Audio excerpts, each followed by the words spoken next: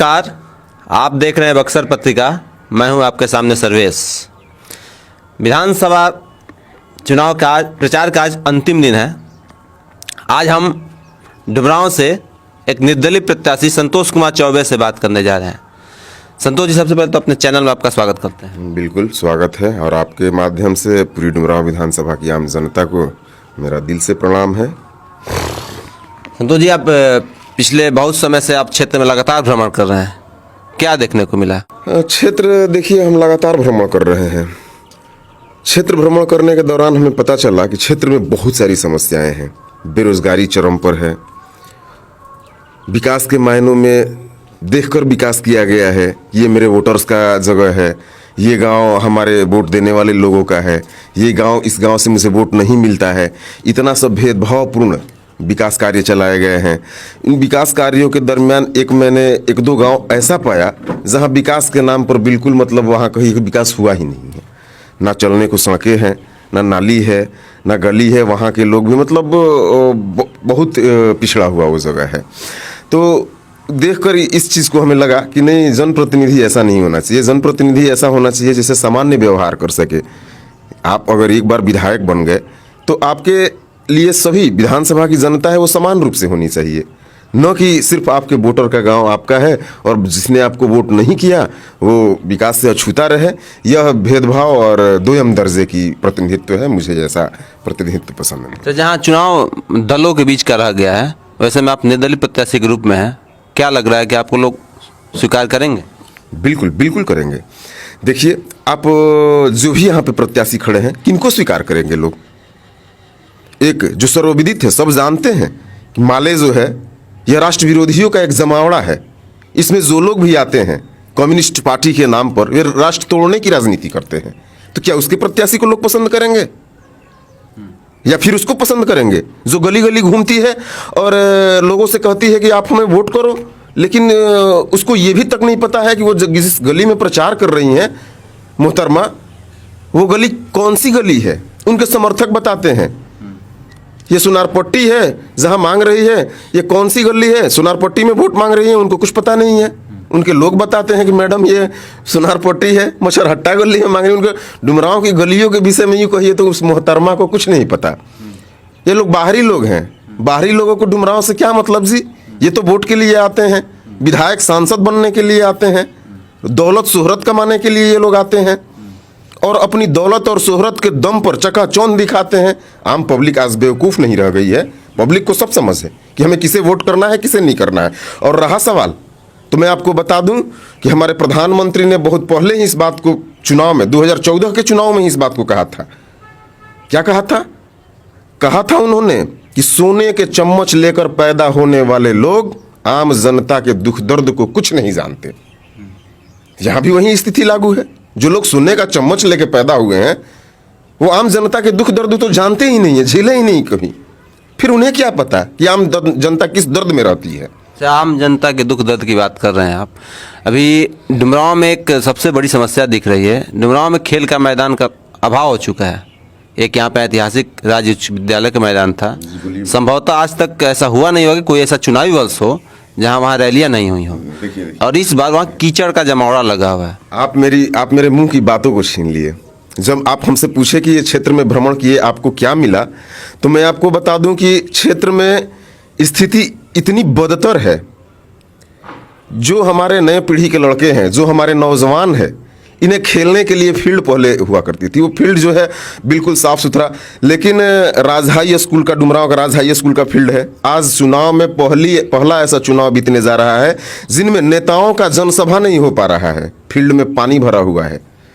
Stadium बनाने की बहुत बार बात हुई, हमने भी सुना है। एक आम जनता होने की हैसियत से, एक आम नागरिक होने की हैसियत से मुझे भी कितनी बार आश्वासन मिल चुका है कि राज हाई स्कूल बहुत जल्द स्टेडियम का रूप लेने वाला है। और कहाँ गए वो लोग स्टेडियम का हल्ला उड़ाने वाले? आज तो स्टेडियम तो दूर, वहाँ पे पानी लगा हुआ है। लड़के अपना व्यायाम, शारीरिक कसरत भी नहीं कर सकते हैं। और ये सिर्फ राज हाई स्कूल का मामला नहीं है। सर्वेश जी, आप जाइए और देखिए, कौड़सर फील्ड है बक्सर ज़िले में। हमारा अपना मानना है कि कौड़सर का जो मैदान है वो मैदान भी काफ़ी लंबा और चौड़ा मैदान है। कौड़सर का मैदान का हाल आप देखिए। वहाँ के युवाओं ने बड़ी दुख भरी व्यथा हमसे व्यक्त की और हमको फ़ोन करके बुलाया कि भैया आप आइए, आप पर हमें भरोसा है, आप नौजवान हैं, आप नौजवानों की बात उठाइएगा। जब हम कौड़सर फील्ड में गए तो वहाँ पर देख क्या रहे हैं कि फील्ड के चारों तरफ जो 2 रास्ते हैं अंदर एंट्री के लिए, उन रास्तों पर एकदम बांस बल्ला लगा के पैक किया गया है। क्यों भाई, ऐसा क्यों आप लोग किए हो? तो भैया आप ही देखिए क्या हालात हैं।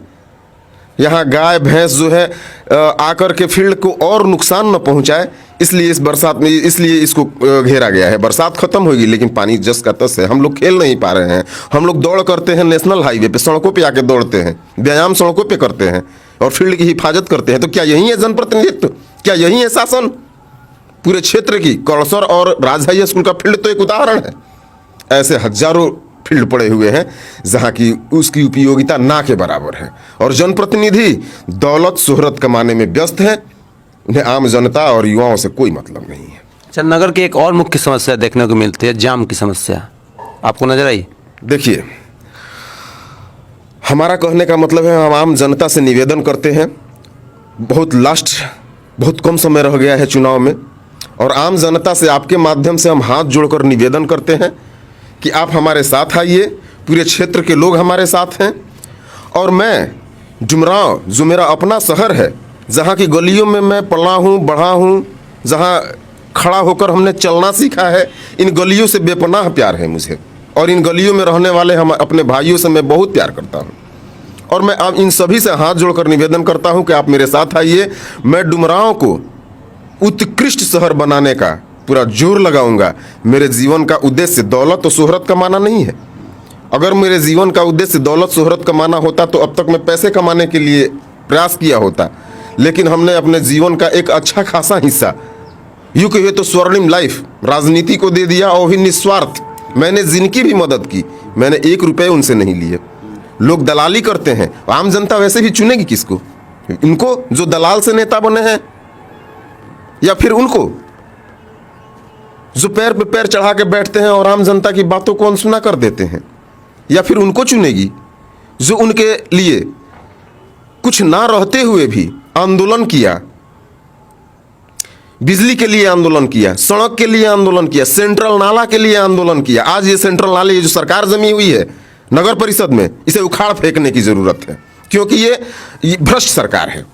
नगर परिषद की जो सरकार है, सेंट्रल नाला की स्थिति, जब हम 20 फीट का आंदोलन था, 20 फीट के 16 फीट के नाले को 4 फीट में बनाया गया। इस पर हमने जोरदार उस वक्त आंदोलन किए थे। उसी वक्त महाराजा साहब जो डुमरांव के महाराजा थे, वो हमारे धारने पर आए हुए थे। ये कोई लिखी छुपी बात नहीं है, सब जानते हैं। और महाराजा साहब आए थे, मैं उनका दिल से आभार व्यक्त करता हूँ। चूँकि आज वो हमारे बीच नहीं है, उनकी कमियां हमारे बीच में है, उनकी यादें हमारे साथ हैं। उस धारने से प्रभावित होकर महाराजा साहब हमारे धारने पर आए और बहुत प्रसन्न होकर हमसे बोले कि भाई बेटा, आप जो है डुमरांव की भलाई के लिए बहुत अच्छा कार्य करते हो। मैं पेपर के माध्यम से आपको हमेशा देखता हूँ, जानता हूँ। आप इसी तरह डुमरांव की सुंदरता के लिए, भलाई के लिए लगे रहो।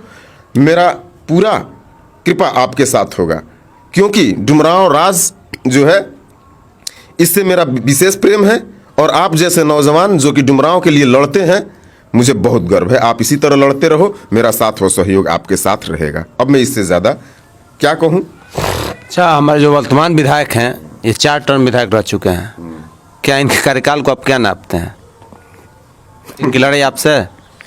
देखिए, इस विषय पर हम बहुत ज़्यादा तो नहीं बोलेंगे, लेकिन इतना ज़रूर कहेंगे कि लोहे के चने न चबाने पड़ते। अगर 4 टर्म विधायक आप थे तो आपको तो इतना मतलब कर देना चाहिए था कि आपको टीम बनाने की ज़रूरत ही नहीं थी कि फलाना टीम हमारे समर्थन में है, फलाना टीम हमारे समर्थन में है। आप ये दिखावा क्यों करते? सच कहिए तो लोहे के चने चबा रहे हैं जीत हासिल करने के लिए, फिर भी जीत को सो दूर है। आपके साथ कौन सा समाज है? किसी भी नेता के साथ कहीं ना कोई समाज जोड़ रहा है, दिखा रहा है कि मेरे साथ ये समाज आ गया। आप अपने साथ किस समाज को मान रहे हैं? मेरे साथ सर्व समाज है। जो समाज में कोई एक वर्ग विशेष से समाज नहीं बनता है, समाज पूरा समाज होता है। सभी प्रकार के लोग हमारे साथ खड़े हैं। जो जाति से नफरत करते हैं, हम जमात की राजनीति करते हैं, हम जाति की राजनीति करते हैं और जमात में सभी प्रकार के लोग हमारे साथ हैं। मुस्लिम भी हमारे साथ हैं, हर वर्ग के लोग हमारे साथ हैं। संतोष जी, अगर विधानसभा की जनता आप पे भरोसा करती है और आपको अपना मतदान देकर अगर आपको सदन में भेजती है तो आपकी प्राथमिकताएं क्या होंगी? देखिए, पहले तो आप अपनी बात को सुधारिए। अगर जनता आपको सपोर्ट करती है, नहीं, जनता हमको सपोर्ट कर रही है, इस बात को आप कहिए, क्योंकि गलत बातें हमको अच्छा नहीं लगता है। जनता पूर्ण रूप से मेरे साथ है। और मैं अगर सदन में जाता हूं तो सदन में जाने के बाद देखिए, वहां पे मेरा उद्देश्य है, मैं इस सिद्धांत का व्यक्ति हूं कि सदन में लोग जाते हैं क्यों? सदन में लोग इसलिए जाते हैं कि ताकि जन सेवा कर सके, समाज सेवा कर सके। तो मेरे भाइयों ने चुनकर मुझे सदन पहुंचाया, तो मैं अवश्य ही वहाँ पे मुझे रहने के लिए विधायक आवास होता है ना, विधायक आवास मिलेगा। उस विधायक आवास को मैं आम जनता के नाम कर दूंगा, क्योंकि उस विधायक आवास से सुविधा केंद्र की तरह सुविधा केंद्र संचालित हो। रहने के लिए मेरा 4-6 का बेड वहाँ काफ़ी है, क्योंकि मैं एक सामान्य पृष्ठभूमि से हूँ, मैं कोई राजा रजवाड़े से नहीं हूँ। इसलिए मुझे रहने के लिए 4-6 की बेड पर्याप्त है। और उस आवास को मैं डुमरांव विधानसभा के क्षेत्र के लोगों के लिए सुविधा केंद्र के तौर पर विकसित करूंगा। ये मेरा पुराना सपना है, क्योंकि मैं वहाँ समाज सेवा के लिए गया हूँ, समाज की आवाज़ उठाने के लिए गया हूँ, ना कि विधायक आवास में सोने के लिए एसी लगाकर और कमीशन खोरी वाले पैसे जमा करने के लिए। मेरा ऐसा कोई उद्देश्य नहीं है। और दूध दही का तालाब जमवाना हो, बड़ा सा जनरेटर लगाना हो। देखिए, अभी स्थिति तो यहाँ पे ऐसी आ चुकी है कि छोड़िए, उन बातों को उठाने से हालांकि कोई लाभ नहीं है, लेकिन इतना मैं अवश्य कहूँगा कि मेरा उद्देश्य जो है जन सेवा है, जन सेवा ही रहेगा। और विधायक आवास को मैं सुविधा केंद्र के तौर पर पहली प्राथमिकता है, इसको विकसित करूँगा। उसके बाद जो एक विधायक के कार्य क्षेत्र में है उसमें मैं 100% देने का प्रयास करूँगा। हाँ, इतना ज़रूर कह दूं कि मेरे अंदर की जो अभिलाषा है, जगजीवन राम जैसे नेता बनने की अभिलाषा है। एक बार मैं सदन पहुंची तो वहाँ इतना काम कर दूं, इतना आवाज़ उठा दूं कि मुझे वोट मांगने के लिए सड़क पर न आना पड़े, आम जनता डायरेक्ट वोट करे। मेरी ये अंदर की अभिलाषा है, और ये तभी पूरी होगी जब मैं जगजीवन राम की तरह काम करूँगा। और मैंने उनसे ही प्रेरणा लिया है, ताकि एक बार सदन पहुंचने के बाद इतना काम करो कि आम जनता को क्या चाहिए जी? विकास चाहिए। आप जमकर विकास करो, जमकर समाज सेवा करो। आप वोट के दिन घर पे सो जाओ, पब्लिक आपको वोट करेगी। आप 5 साल कुछ किए नहीं, 5 साल कमीशन खोरी कमाए, विकास कार्यों में इतना कमीशन आना चाहिए, उतना कमीशन आना चाहिए, दौलत शोहरत एकत्र करने की बात काम किए, फैक्ट्रियाँ कंपनियाँ बिठवाए, महानगरों में प्लाट खरीदे। जनता ने आपको इसके लिए थोड़ी भेजा था। अच्छा, बक्सर पत्रिका के दर्शकों से आप कुछ कहना चाहते हैं क्या? बक्सर पत्रिका के दर्शकों से हम यही कहेंगे, अंतिम चरण में चुनाव चल रहा है। आपसे मेरा निवेदन है, आप देखिए, परखिए। मैंने बहुत गाँवों का भ्रमण किया।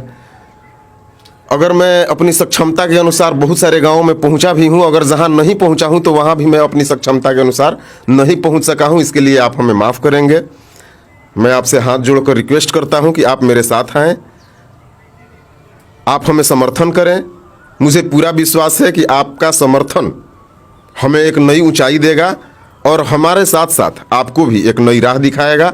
और एक और कह दूं कि आप अगर हमें सपोर्ट कीजिएगा तो उस सपोर्ट के लिए आपको कभी अफसोस नहीं होगा कि हमने किस व्यक्ति को सपोर्ट किया, क्योंकि आपका सपोर्ट जो है बहुत बड़ा रंग लाएगा और बहुत बड़ी क्रांति लाएगी। नेता ऐसा होना चाहिए जो सदन में जाकर सदन पटल पर आपकी समस्याओं को रख सके।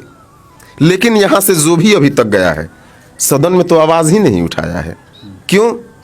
क्या उसका उद्देश्य दौलत और शोहरत ही कमाना है? सदन में आवाज़ उठाना नहीं है, आम जनता से उसका संपर्क नहीं है, और सदन में वो कोई किसी प्रकार का आवाज़ ही नहीं उठा रहा है।